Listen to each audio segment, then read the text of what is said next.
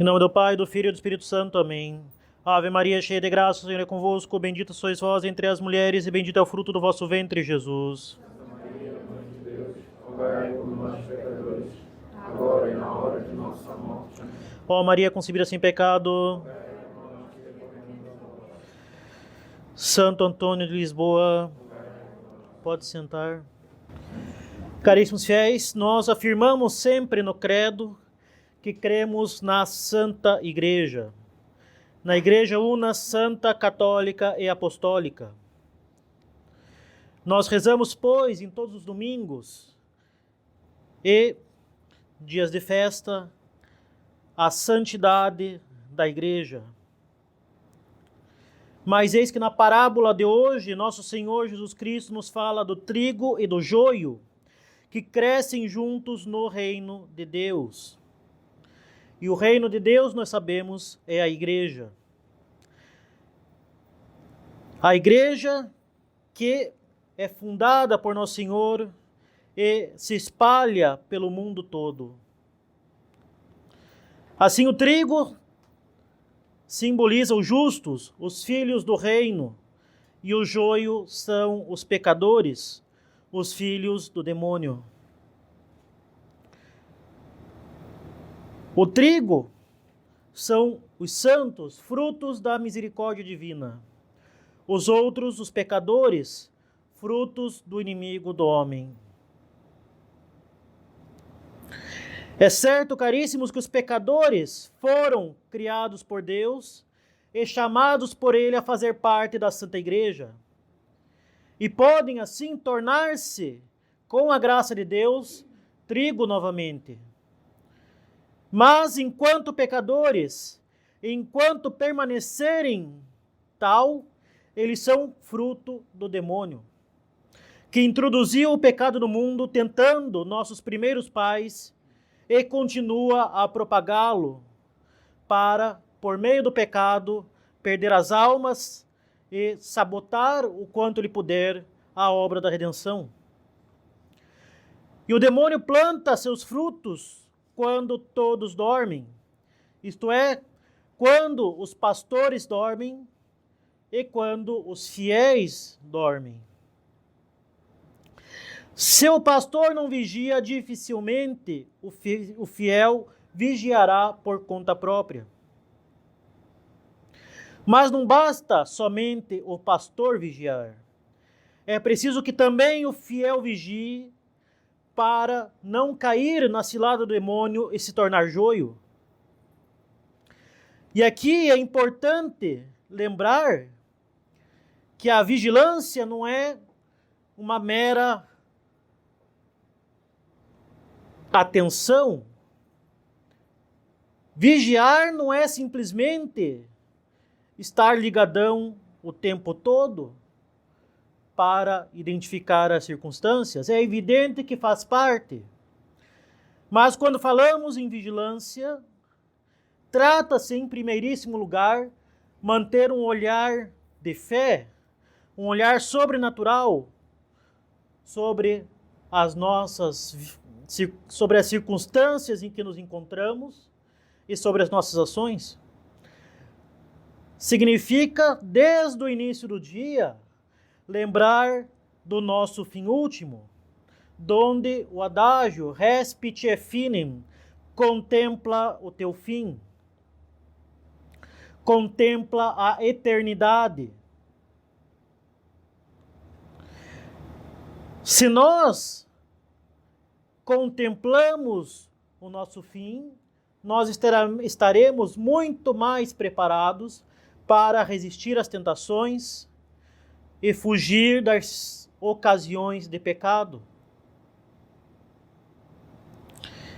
Se nós considerarmos a consequência sobrenatural das nossas escolhas e das nossas ações, se nós considerarmos a consequência para a eternidade, que tal escolha ou tal circunstância pode nos levar a uma verdadeira cilada, se nós considerarmos que tal ação vai merecer para nós o inferno, nós estaremos muito mais dispostos a nos sacrificar, nós estaremos muito mais firmes e prontos para reagir.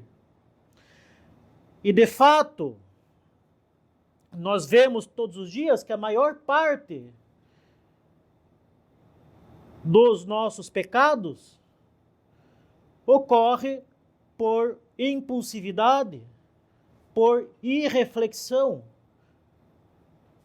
por não considerarmos a consequência sobrenatural daquela escolha, daquele ato. Dificilmente nós vamos pecar por pura malícia, embora seja possível.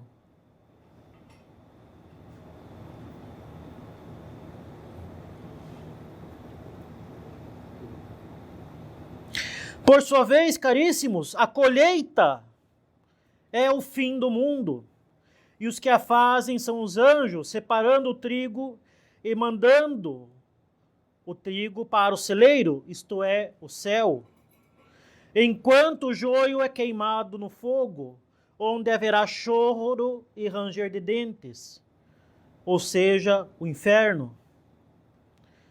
Com efeito, nosso Senhor diz: o Filho do Homem enviará os seus anjos, e eles tirarão do seu reino todos os escândalos e os que praticam a iniquidade. Assim, a igreja militante, a igreja católica, é composta de santos e de pecadores. Na igreja, e nós o vemos bem, os que praticam a iniquidade e causam escândalos, tanto entre os fiéis quanto entre o clero. Mas como é que nós vamos rezar em breve no credo a santidade da igreja? Acaso não haveria aí uma contradição? Em primeiro lugar, nós precisamos, caríssimos, entender no que consiste a santidade da igreja. A igreja é santa porque a sua origem é santa, tendo sido fundada por nosso Senhor Jesus Cristo. Ela é santa porque o seu fim é santo, isto é, levar os homens para a vida eterna.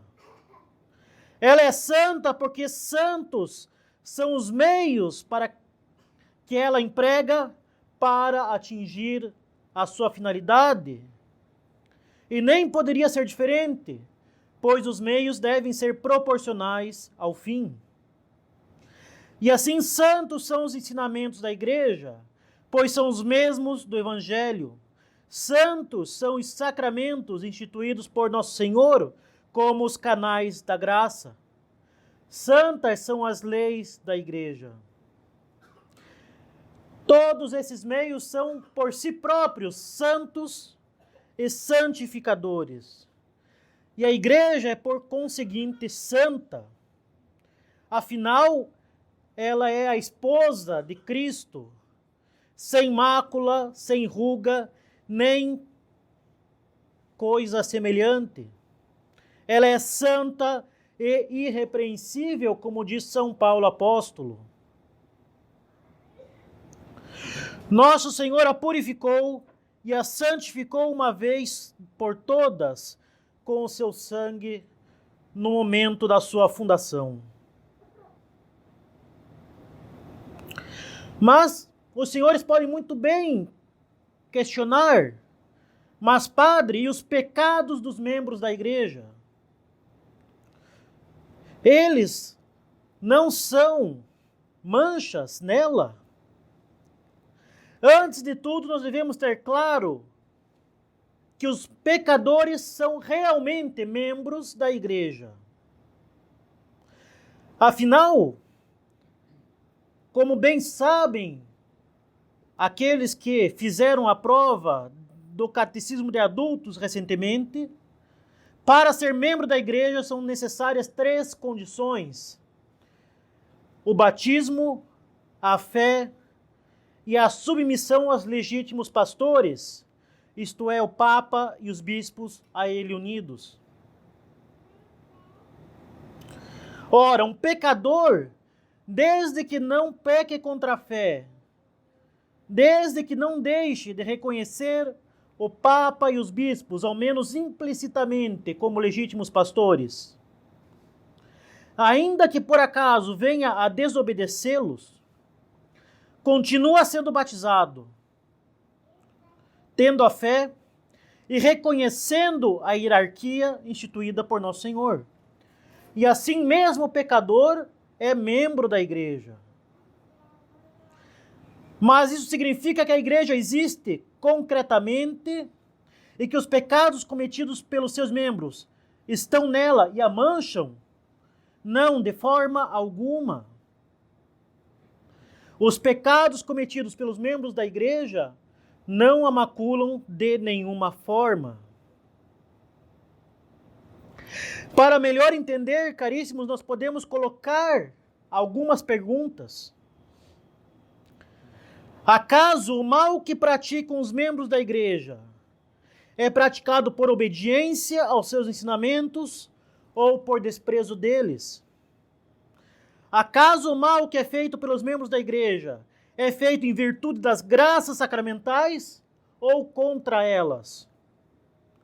Acaso, caríssimos, a igreja que combate tanto o pecado, as suas causas e as suas consequências, pode ser culpada dos males feitos pelos seus membros, justamente quando estes a desobedecem?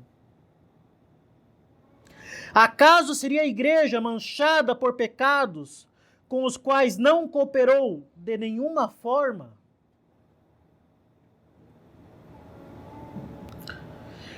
Caríssimos, a igreja não pode ser acusada pelos pecados dos seus membros, mesmo que sejam os mais altos na hierarquia, porque ela não é causa desses pecados. E porque ela faz tudo o que pode para impedi-los. Da mesma forma que um bombeiro que coloca fogo em alguma edificação não torna o corpo de bombeiros uma instituição incendiária, assim também o pecador não faz da igreja pecadora, porque ele age justamente contra ela. Alguém só pode ser réu de um pecado quando comete diretamente o pecado ou quando coopera para o pecado alheio. E a igreja, evidentemente, não faz nem uma coisa nem outra. E ainda, por cima, ela não é omissa. Afinal, é justamente ela a fonte dos ensinamentos e das graças que justamente combatem o pecado. Claro, eventualmente os representantes da igreja podem, em função de serem homens pecadores, se omitirem. Mas a igreja, corpo místico de Cristo, fonte de toda a santidade, depositária de todas as graças, não é. A igreja é, portanto, santa nos seus membros santos, mas também nos seus membros pecadores. Afinal, aquilo que sobrevive neles de vida católica, aquilo que sobrevive nos pecadores de vida católica, tem justamente a sua fonte na igreja. A igreja é santa nos seus membros santos, mas também é santa nos seus membros pecadores. Afinal, as graças que podem vir para a conversão desses membros pecadores vêm pela igreja. E aquilo que existe neles de vida católica vem da igreja. Dessa forma, não se pode dizer, em hipótese alguma, que a igreja seria santa e pecadora, como se tivesse favorecido ou cooperado com o pecado de seus membros. Isso seria uma verdadeira blasfêmia.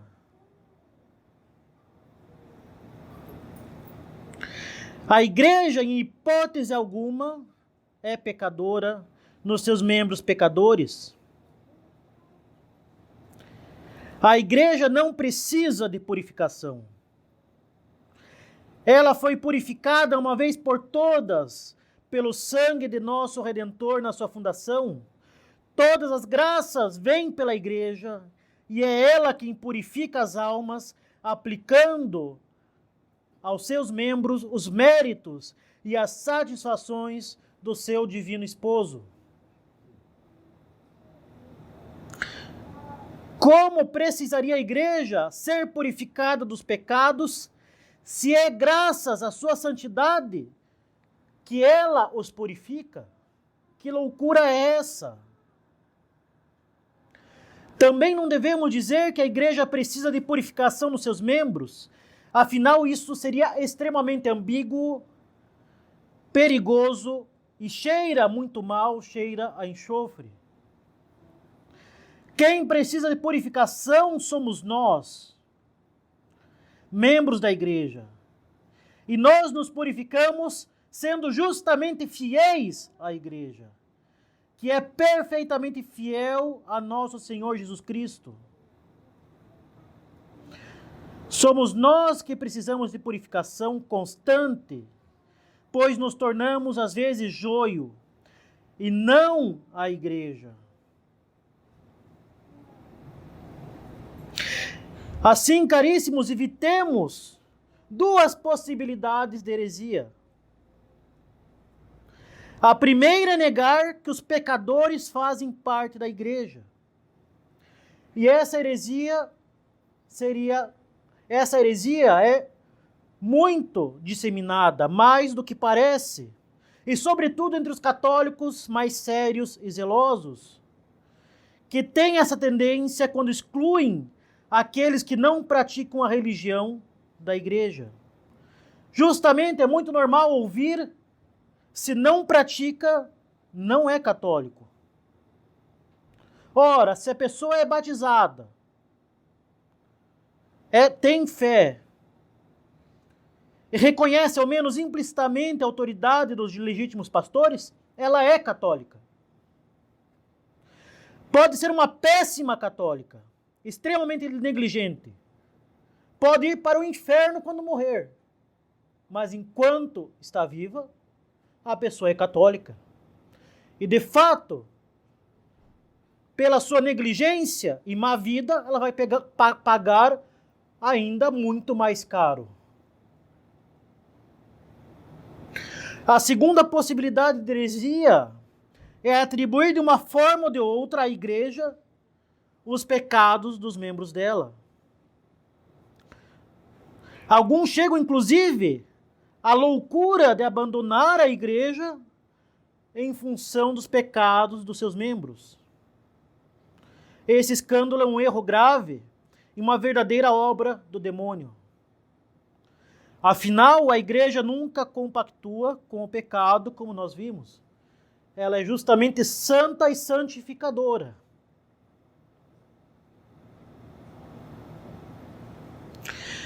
E por isso, caríssimos, vigiemos sempre para que o inimigo do homem não venha em face de nós, por meio das tentações, verdadeiros pés de joio. E se por fraqueza nos tornarmos joio, recorramos à igreja, que é santa, eminentemente santa, santificadora e purificadora. Recorramos à sua doutrina imaculada. Recorramos aos meios que ela nos dá para nos santificarmos.